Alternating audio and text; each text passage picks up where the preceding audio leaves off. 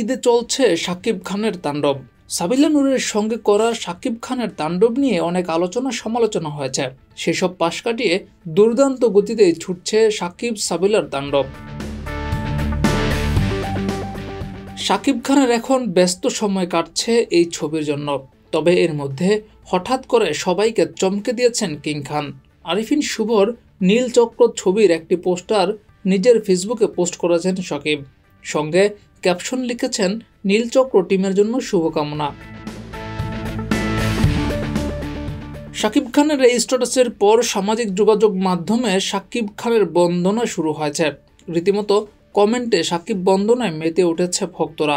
অন্য একটি নায়কের ছবি নিয়ে এভাবে পোস্ট করায় শাকিব খানের মানসিকতার প্রশংসা করেছেন সবাই।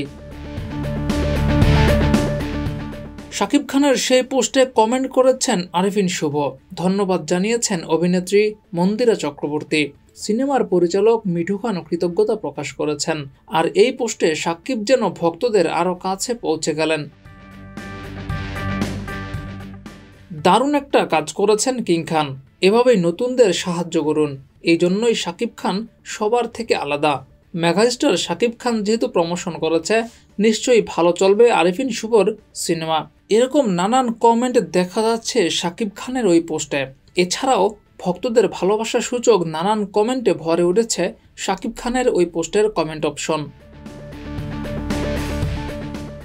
জিয়াউর রহমান, যুগের চিন্তা, নিউজ ডেস্ক।